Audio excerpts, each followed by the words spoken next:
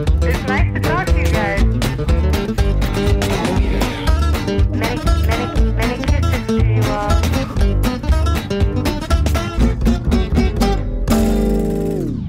Agora vamos bater um papo com o comediante curitibano Marco Zene, que vai falar sobre sua carreira.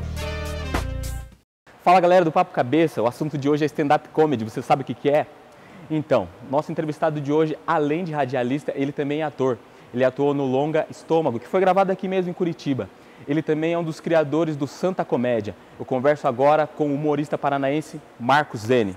E aí, Inês, tudo bem? Beleza? Tranquilo? E aí, galera? Então, Marcos, para começar, curitibano é mal-humorado mesmo ou ele só ri de piada inteligente? Não, eu acho que o curitibano, antes de mais nada, ele é reservado. Acho que é da nossa formação da etnia polonesa, alemã, né? A gente tem essa coisa do respeitar muito o espaço do próximo, não querer atrapalhar. Mas eu acho que o curitibano se diverte muito, ri, gosta de piada boa. Ele tem, obviamente, um crivo um pouquinho acima, no sentido de, se não é engraçado, ele não ri nem por amizade. Isso é legal. Então, com o surgimento aí, ou né, agora o Ibope que está ganhando aí o stand-up comedy no Brasil, tá vindo muita gente, creio que está vindo muita gente boa e também muita gente ruim. Quem que você destacaria assim como promessa hoje assim do stand-up comedy no Curitiba e no Brasil? Olha, eu digo assim, eu gosto muito dele, é um grande amigo meu, também é do Santa Comédia, é um menino que está há 1 ano fazendo stand-up só, que é o Afonso Padilha, acho que é uma grande promessa no stand-up comedy. Murilo Couto, que é do Agora é Tarde, do Danilo Gentili, também é um cara muito bom, que veio do Belém do Pará, fez Malhação, que é uma marca escura na vida dele, uma marca afrodescendente na vida dele, para não dar processo. E agora também está mostrando muito no stand-up comedy. E tem uma galera em Curitiba, tem o Pedro Lemos, tem o Thiago Souza, gente muito boa, de trabalho muito legal. E assim, tem muitos comediantes que foram se envolveram em polêmicas por causa de algumas opiniões. Qual a diferença entre ser politicamente correto e o bom senso que o comediante deve ter? Eu acho assim, eu acho que quando você está no palco, você sendo comediante, você já está praticando o politicamente correto.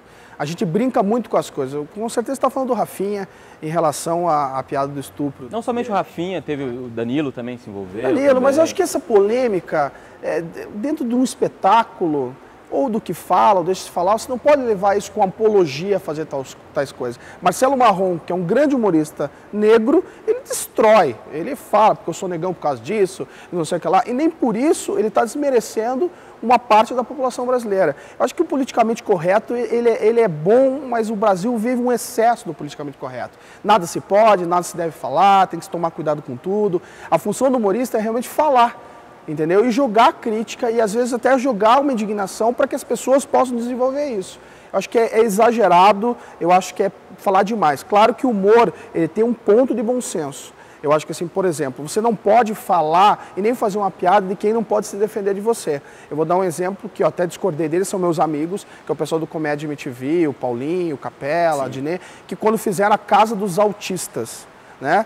É engraçado? É.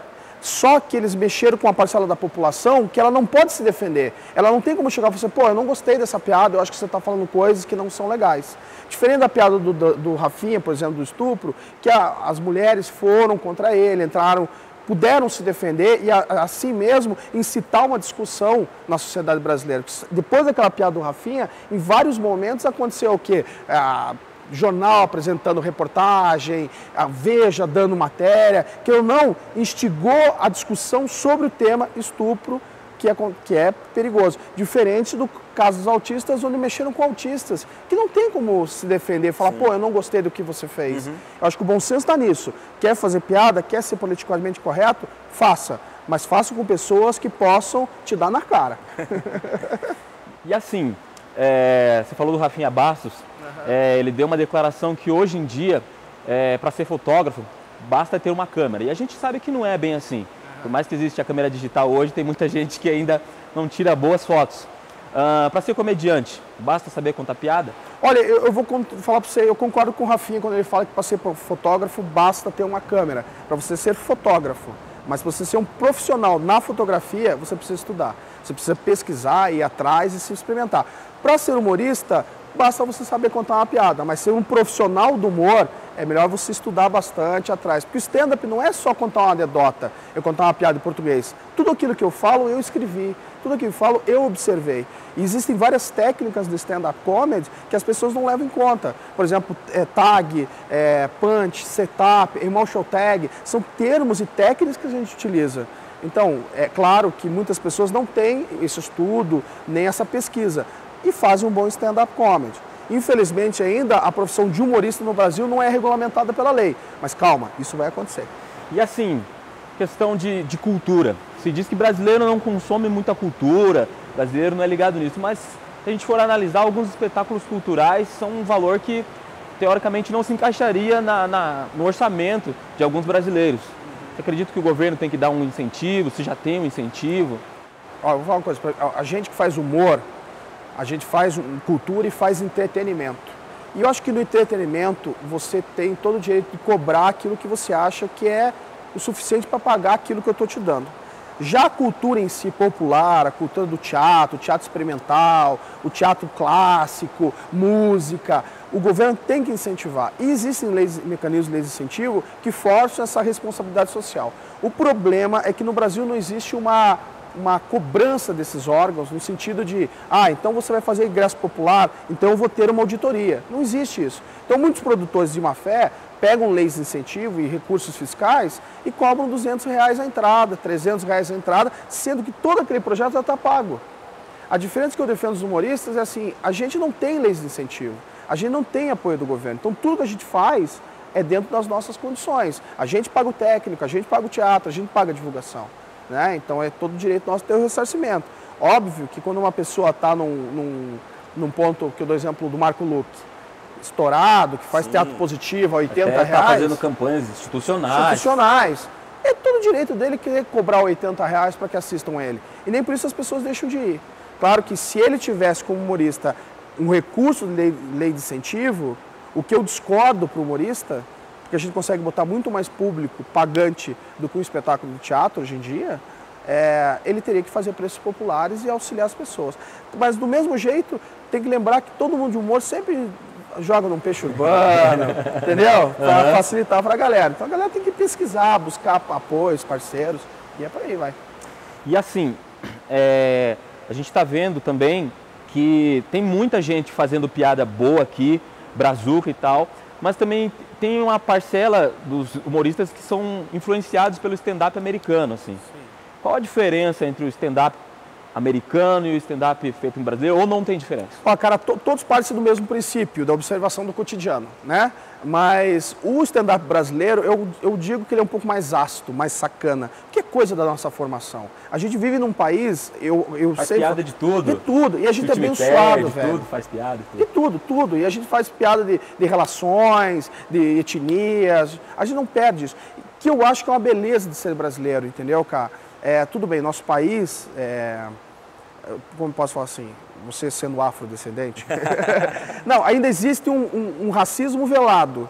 Existem os ignorantes que ainda são racistas, mas isso é uma parcela aquela galera que a gente não precisa nem bate nas costas e por trás. Mas tem aqueles racistas meio retardados. Esse a gente nem conta, porque eu não considero ser humano, então eu já deixo de lado.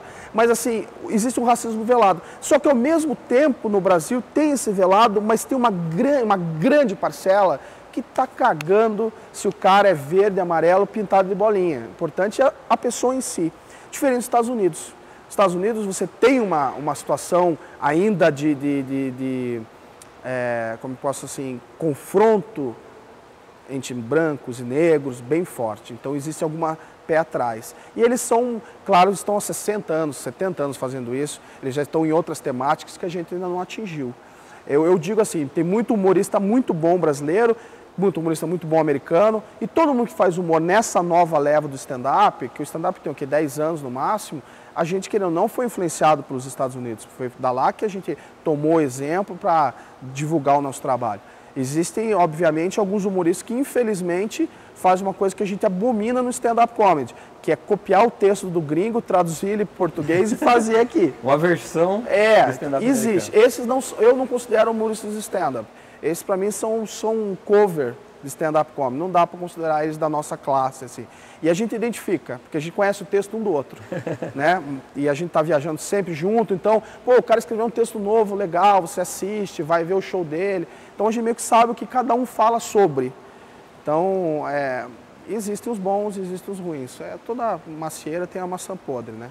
No ano passado, foi proibido de fazer piada com político. Acho que foi o ano passado que teve aqui. Sim, que até teve a passeada no Rio de Janeiro. Sim, então, teve essa proibição de fazer piada com político. Você considera isso aí censura? Isso é censura. Qualquer ato que te proíba de fazer algo é censura. Se a gente vive um país livre de expressão, que eu posso falar aquilo que eu penso e pagar pelo aquilo que eu falar, ser responsabilidade juridicamente pelas coisas que eu falar, eu tenho liberdade total de expressão, está na Constituição. Por que eu não posso falar de político? Então eu não posso falar de gays. Então eu não posso falar de cachorro. Daqui a pouco eu não posso falar de nada. A função do humor é o quê? É instigar a discussão. Né? A gente fala às vezes de coisas sérias sorrindo. As pessoas riem, ao mesmo tempo passam e falam, putz, eu tô rindo disso, mas eu vivo nesta merda, entendeu, cara? Uhum. Então é censura pura, graças a Deus a passeata e a movimentação dos humoristas. Muitos se tocaram que aquilo era uma atitude ridícula. Sim. E voltaram atrás, né? Tem que falar mesmo. Nos Estados Unidos você vê programas Saturday Night Live, os caras xingando a Sarah Palin, falando que o Obama é burro. Isso em rede nacional. Tem que parar com isso. E a Sarah Palin fazendo ela com a Tina Fey, uma do lado da outra, fazendo Sarah Palin. Uhum. Tina Fey sacaneando e ela brincando. O político brasileiro tem que parar de ser paternalista, achar que ele é dono do mundo. Ele está lá trabalhando para mim. Então, se ele está trabalhando para mim, abaixa a bola e deixa eu brincar com você. Se ficar achar ruim, vai me processo. Você acha que o caminho do stand-up mesmo é o teatro ou é ir para a TV, como muitos comediantes a gente tem visto aí, um exemplo mesmo, a Dinê, tá na MTV e tudo. Você acredita que a TV é o caminho que o comediante tem que seguir? Cara, é o caminho natural das coisas. Eu acho que o stand-up começou nos barzinhos, depois transferiu para os teatros, agora está na TV, já tem muita gente no cinema, já tem vários projetos de cinema vindo aí com stand-up comedy. É o natural, é todas as mídias. É óbvio que o humorista estando numa TV, ele tem uma projeção maior, as pessoas sabem quem é.